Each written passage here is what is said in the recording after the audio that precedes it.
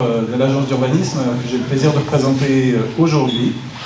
Alors réindustrialisation, c'est un sujet important, on en entend beaucoup parler, un sujet qui finalement était un petit peu en germination avant le Covid, et puis au moment de la crise d'approvisionnement, notamment en médicaments, on a commencé à se poser beaucoup de questions.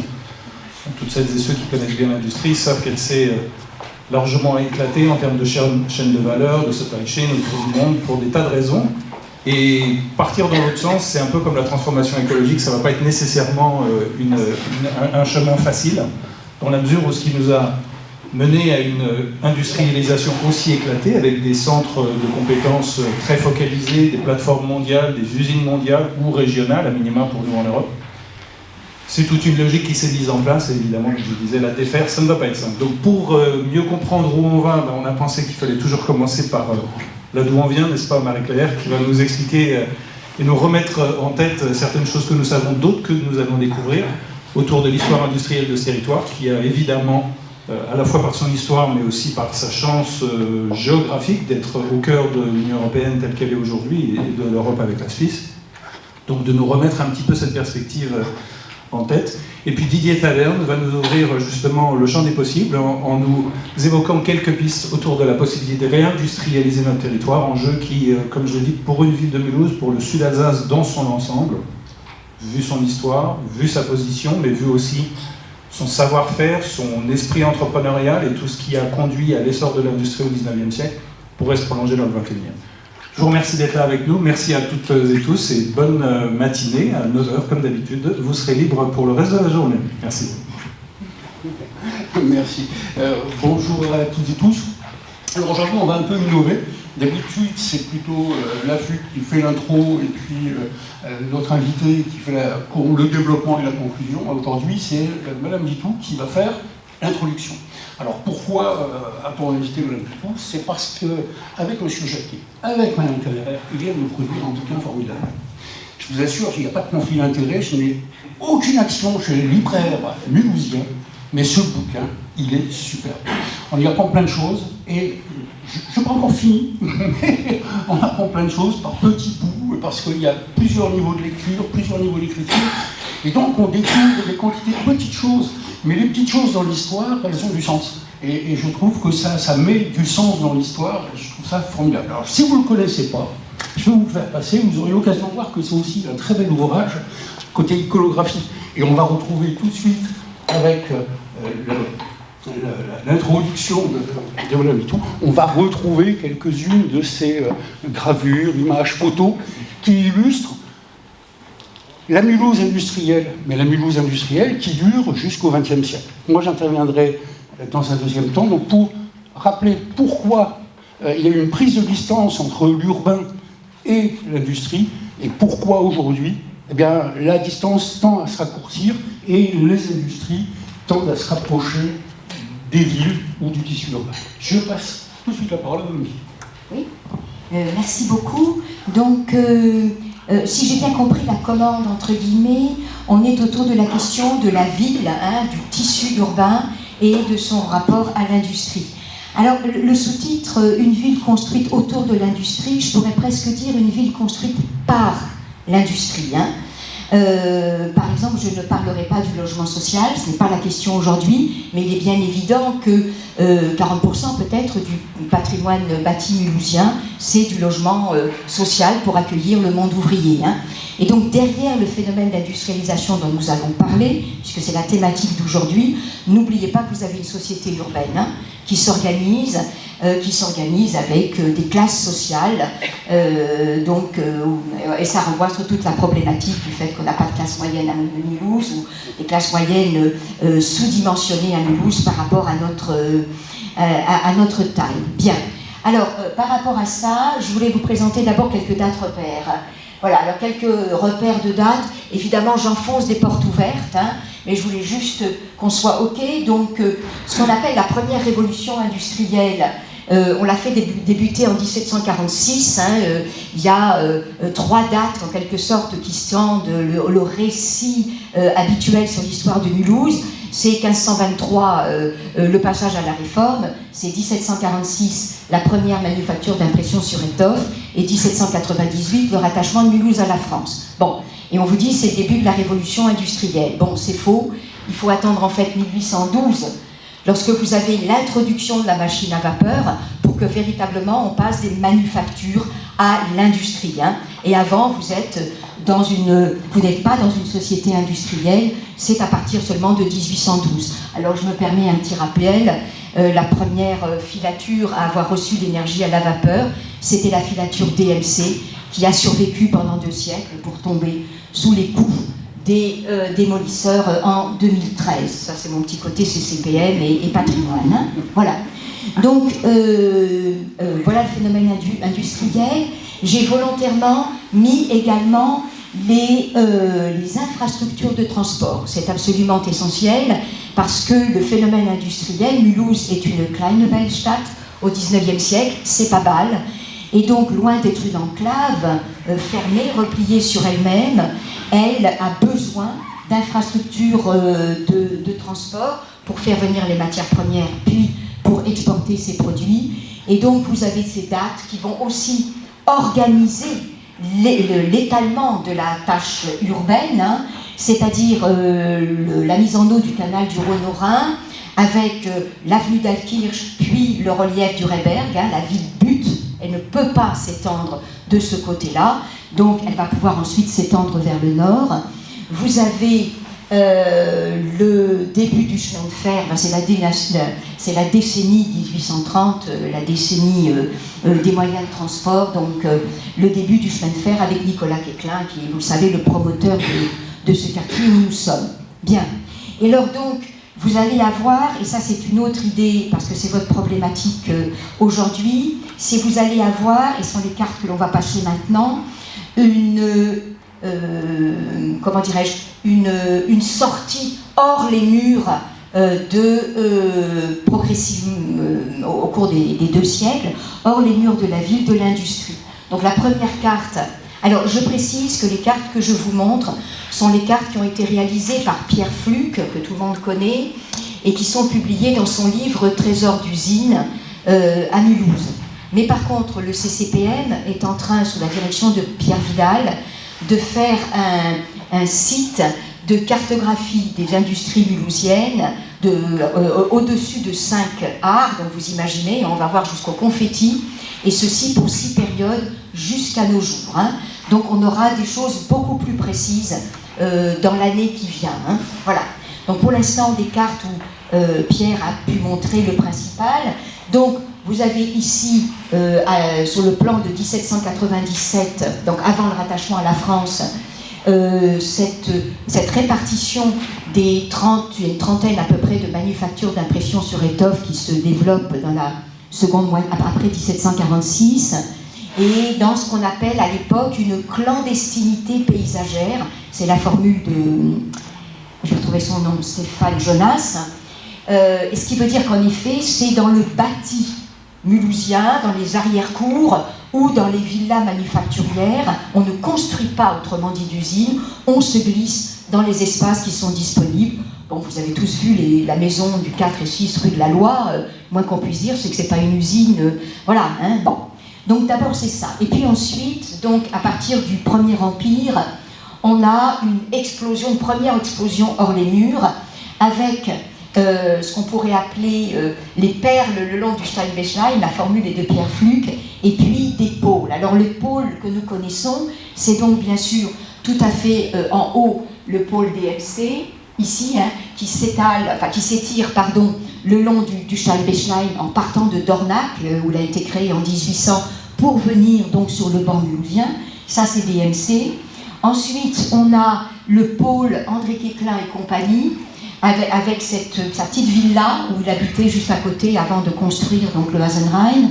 Et puis, cette forme, si vous arrivez à le distinguer, je ne sais pas, mais dans le petit rectangle ou carré rouge, en fait, la forme classique des usines à l'anglaise, c'est-à-dire en U. Hein, en U.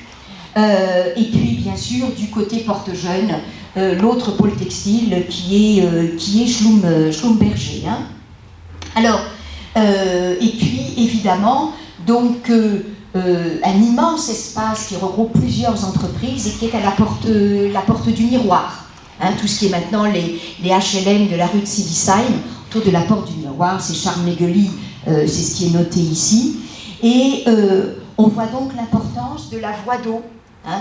1830, la mécanisation à la vapeur n'est pas complètement terminée. Alors, juste, quelles sont ces usines et quelle est la nature des entreprises mulhousiennes? Parce que la question de l'industrialisation, c'est aussi la question de quelles industries est-ce qu'on veut faire revenir. Il est bien évident que celles qui ont fait la fortune de Mulhouse au 19e, bon, c'est des industries de main-d'œuvre, enfin bon, voilà, hein, ça peut être au mieux, et elles le font, hein, des entreprises de niche, hein, en quelque sorte, mais bon.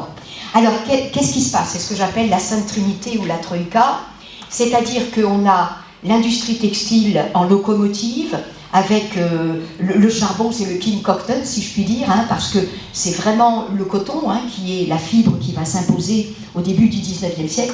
On a l'industrie textile, et elle va, à partir de 1812, avoir besoin de l'industrie mécanique pour fournir deux types de machines, les machines d'énergie d'un côté, c'est-à-dire produire de l'énergie, hein, voilà, pour faire tourner les machines, et les machines de production, c'est-à-dire filature, tissage, comment dirais-je, imprimer les couleurs, etc. Hein. Donc vous avez la métallurgie avec ses deux branches, et puis le troisième élément, industrie textile, industrie mécanique, c'est évidemment l'industrie chimique, en rappelant cependant que jusqu'à la fin du 19e siècle, et l'industrie chimique allemande, où on a des entreprises qui sont proprement des entreprises chimiques, si je laisse l'exception de Thann et Mulhouse, hein, en 1808, à Mulhouse même, il n'y a pas d'entreprise purement chimique avant Rössler, c'est-à-dire les années 1890.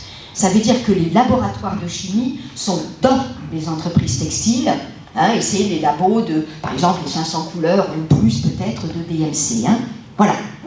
Donc, une première explosion hors les murs, dont il reste un certain nombre de vestiges, et puis nous sommes ici à la période du Reichsland, donc sur le plan de 1885, et on voit à ce moment-là comment les usines, manquant de place, vont aller s'installer dans une ceinture essentiellement nord, hein. Donc on a toujours DMC bien sûr, on a toujours le pôle SACM hein, maintenant, on a toujours le pôle à l'autre bout du côté Porte-Jeune, le pôle Schlumberger, hein, mais on voit autour de la cité, par exemple la filature Dreyfus, hein, du père du capitaine, Gluck, etc., etc.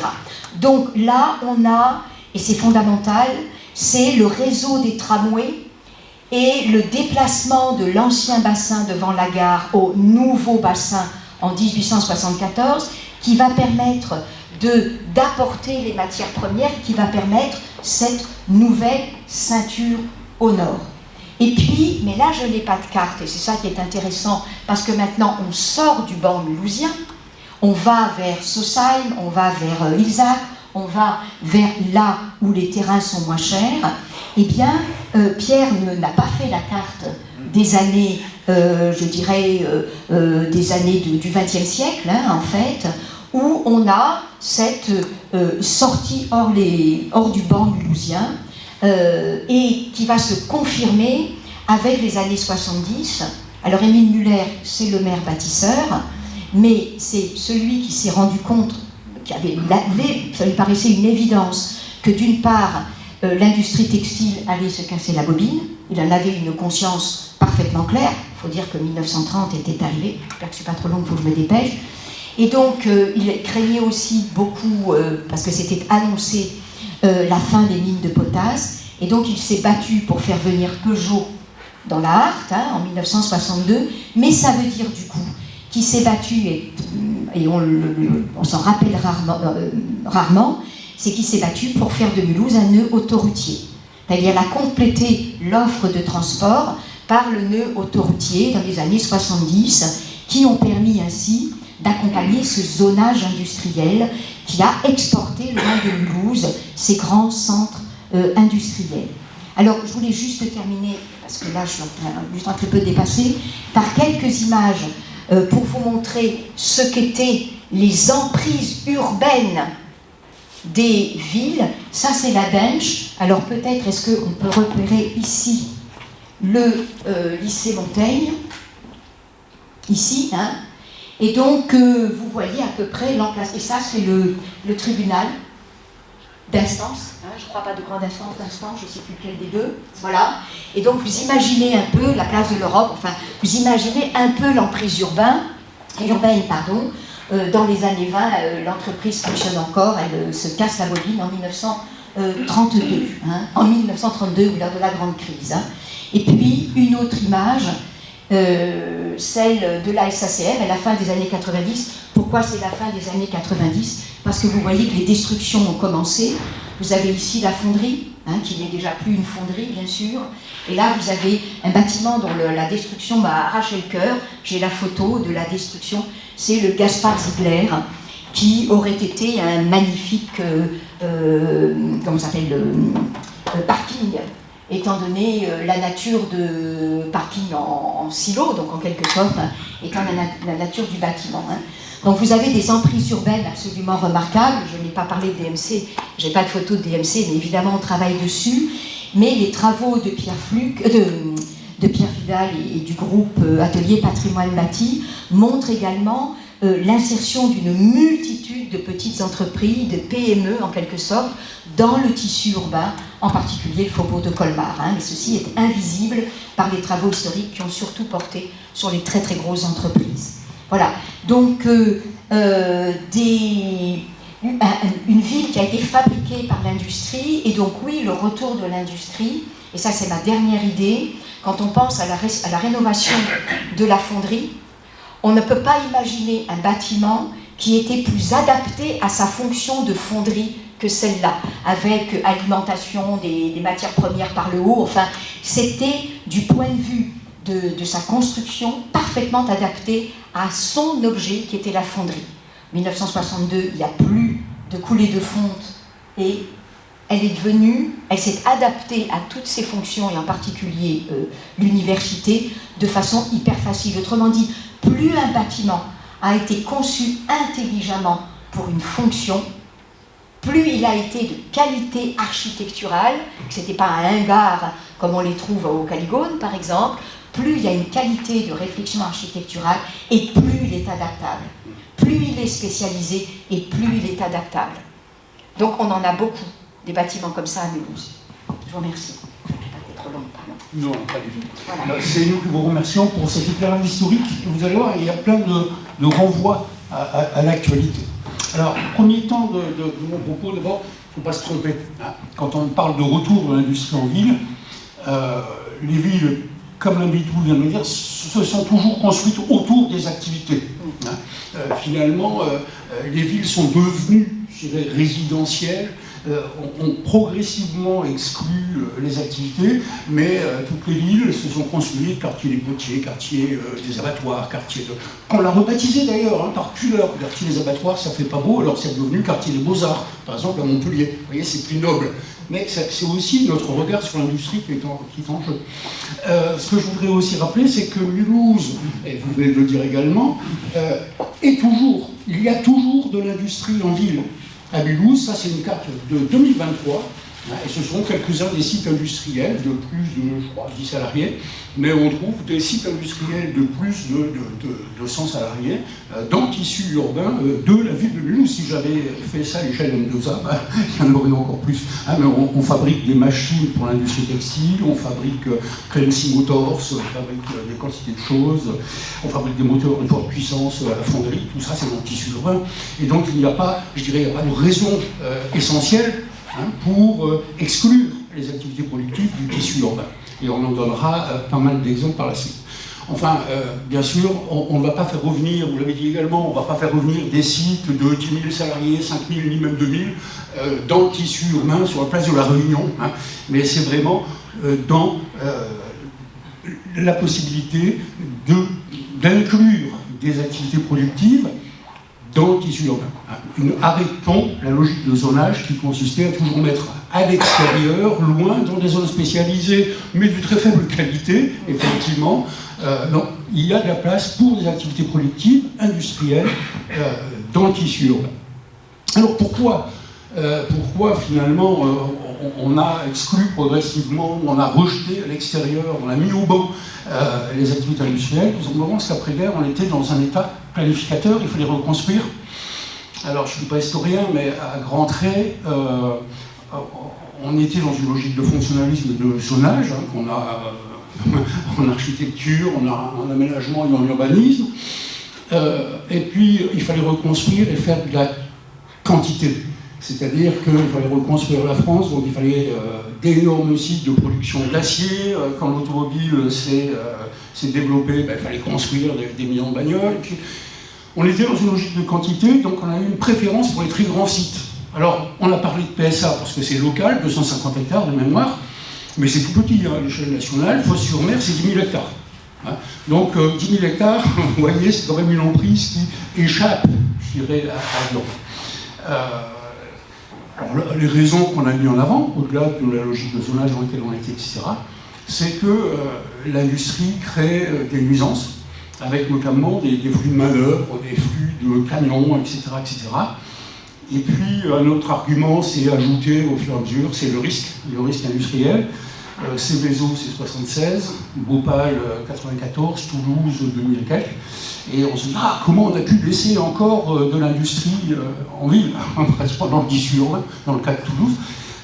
Ça semblait une hérésie, parce que normalement, cette usine aurait dû être délocalisée, décentrée par rapport au tissu urbain. Il y a un argument qu'on cite peu, mais qui est un argument très politique. Quand je parle de flux, par exemple, de main-d'œuvre, je pense, on parlait tout à l'heure de Guillaume, mais je pense à Turin. Turin était dans la ville, dans le tissu urbain, l'usine Fiat, excusez-moi. C'était dans le tissu urbain. Tous les matins, vous aviez les carabiniers qui arrivaient, qui bloquaient l'avenue d'entrée dans Turin, pour le nord. Et puis, vous attendiez que les milliers de salariés rentrent et sortent de l'usine sur le boulevard, je sais plus comment ça s'appelle. Ça donnait un pouvoir politique extraordinaire. 70% des ouvriers de Fiat habitaient Turin. Et donc, c'était le PC qui tenait la ville. Et sortir l'usine de la ville, ça a aussi permis de renouveler, de déplacer la population et de renouveler aussi le corps électoral turinois. Et ça, on va le retrouver dans d'autres villes. On peut le retrouver à Montpellier, que j'ai déjà cité, mais le patron des laboratoires Chauvin-Blache disait pourquoi j'ai mis mon usine au Blas? Je mets mon usine au Blas parce que je suis le seul employeur du coin et personne n'en est. Le patron d'IBM à Montpellier disait la même chose. Quand on lui demandait alors pourquoi avoir choisi Montpellier? Il n'y a pas d'industrie à Montpellier, c'est génial, il n'y a pas de tradition syndicale. Donc vous voyez, il y a aussi une raison à la fois politique et économique, c'est le pouvoir politique urbain, puis le pouvoir de marché des firmes qui, en se disant je vais aller mettre mon site de production et puis éventuellement mon centre de recherche passera lui en ville, mais ça a permis, comme ça a encouragé l'externalisation de ces centres de production. On verra qu'aujourd'hui, c'est plus une stratégie tellement payante. Sur la période plus récente, 1980-2010, on a d'autres raisons qui ont conduit à éloigner l'industrie de la ville, du tissu. On abandonne la planification, qui avait été le support de ce mouvement d'externalisation, de création de grands sites, etc. C'est la faillite de toutes les industries lourdes. Alors moi, je suis du Nord, et dans les années 70, vous avez signalé aussi cette époque, dans les années 70, tout ferme. À Boulogne-sur-Mer, les aciéries Paris-Outreau ferment, le textile ferme, et donc des ateliers, y compris très spécialisés, de fabrique de filets à Table-sur-Mer, par exemple, ça ferme, Béliol et Fargeon, ça ferme, tout ferme. C'est-à-dire on est dans un processus de désindustrialisation absolue. C'est valable sur Lorraine, où toute la métallurgie, la sidérurgie va se casser la figure. Et les fonds de l'État vont servir à essayer de, comme dirait Raymond Barre, sauver les canards boiteux, et on n'a plus d'argent à investir pour des industries nouvelles, etc. etc. Et on le voit, il y a un mouvement de stop des investissements, parce que finalement tout l'argent va vers le sauvetage des grands sites, en disant on ne va pas les sauver ces grands sites, mais on va gérer la fermeture, le retrait progressif des mines, etc. Et on allonge pour éviter que socialement la situation soit trop dure. Donc, qu'est-ce qui reste de l'industrie finalement dans les territoires? C'est une image de gestion de crise. C'est de la friche, c'est de la misère, parce qu'il n'y a plus de boulot, des industrialisations absolues dans un territoire comme Nord-Pas-de-Calais ou la Lorraine. Il n'y a plus rien, c'est la misère. Donc à un moment donné, on associe l'industrie à la catastrophe et non plus à une activité d'avenir.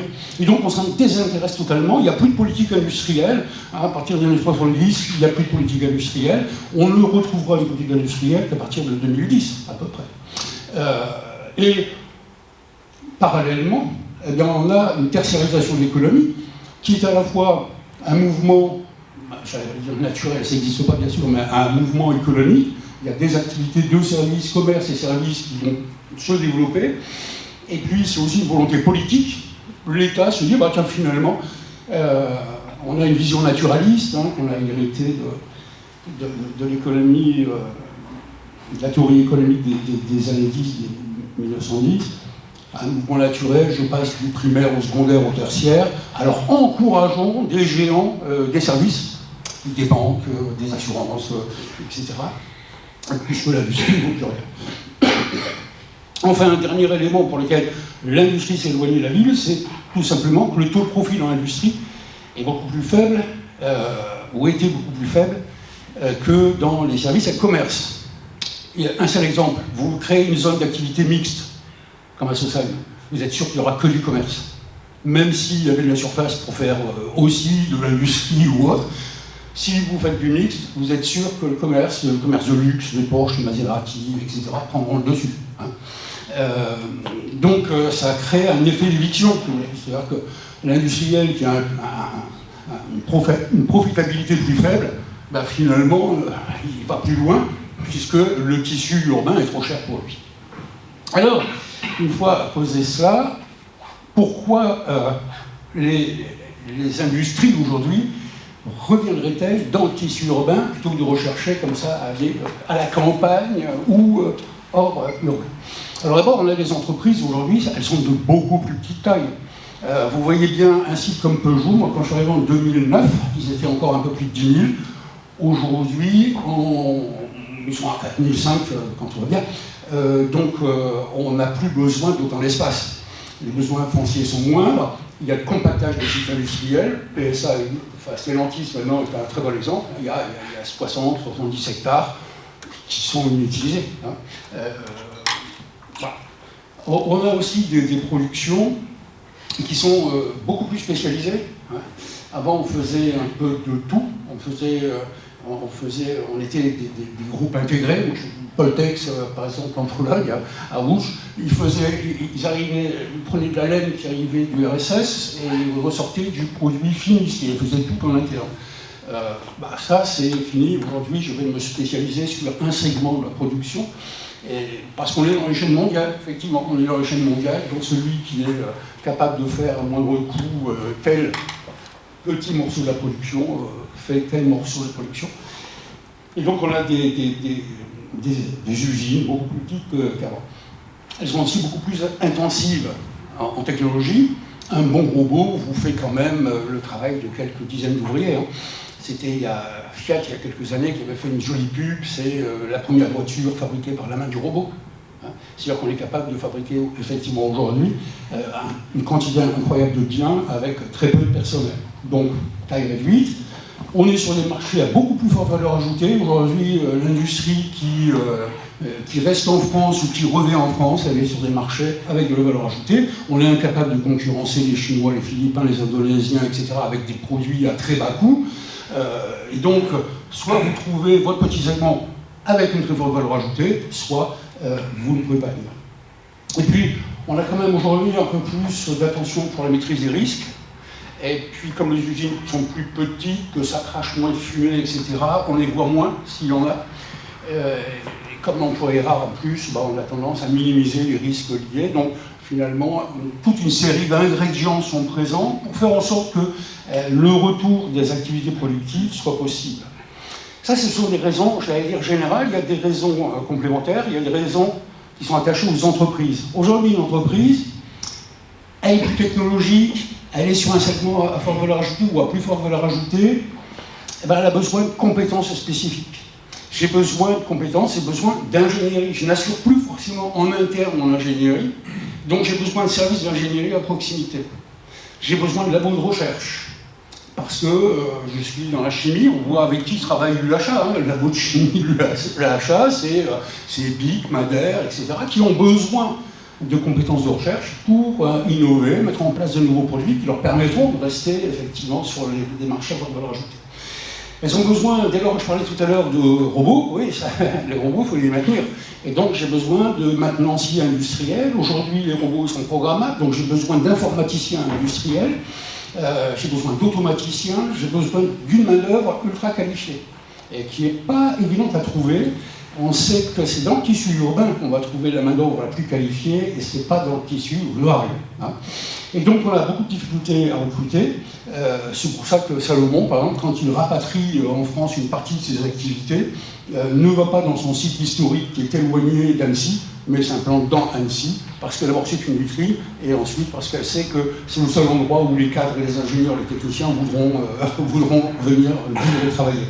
Donc les entreprises recherchent un écosystème très particulier, basé sur la compétence, le savoir-faire, etc. Et puis, il y a des raisons qui sont, elles, attachées au territoire, c'est-à-dire que le tissu urbain est quand même au cœur des réseaux, des nœuds de communication. Vous devez signaler le rôle de l'infrastructure qui est essentiel. Et on voit bien comment les entreprises aujourd'hui, quand elles s'installent quelque part, cherchent le carré magique. C'est-à-dire je ne veux pas être à plus de 10 minutes de l'embranchement autoroutier. Donc il y a cette condition-là. On est un nœud de communication. Les territoires urbains sont généralement des lieux de communication, et donc ce sont des lieux de choix. On est aussi des lieux de consommation. On concentre la population qui consomme. En plus, il y a un fort pouvoir d'achat, un plus fort pouvoir d'achat dans les villes qu'à la campagne. Lieu de communication, on peut valoriser la production locale, etc. etc. Donc, dans le cadre de la transition écologique, etc., on réduit la distance, même si on continue à vendre dans le monde entier par ailleurs, mais on veut bénéficier des marchés locaux. Puis quelque chose de complètement nouveau, c'est qu'on est aussi des bassins de déchets. Le tissu urbain, c'est là où on va concentrer du déchet. Je ne sais pas si vous avez lu les météores de Tournier. C'est marrant, c'est les déchets, la gestion des déchets de Marseille. Alors c'est un roman, mais grosso modo, il y a le dandy des Gadous qui gère dans la Crau, la plaine de la Crau, une énorme décharge. C'est-à-dire qu'on externalise les déchets de Marseille, de l'agglo, et on va les mettre on les met sous le tapis dans la plaine de la Crau. Aujourd'hui, vous voyez bien qu'on crée des centres de valorisation, on récupère les déchets pour faire du biogaz, on récupère des biens pour faire une déchetterie et recycler, etc., etc. Autrement dit, aujourd'hui, ça va être de plus en plus prégnant au fur et à mesure que les ressources vont s'amoindrir sur un certain nombre de matériaux, je pense au cuivre ou autre. Il faut recycler, donc il faut être aussi au plus près de ces bassins de déchets. Et puis je crois qu'on a atteint aujourd'hui ce que Pierre Veltz appelle les limites sociales et politiques du sablier.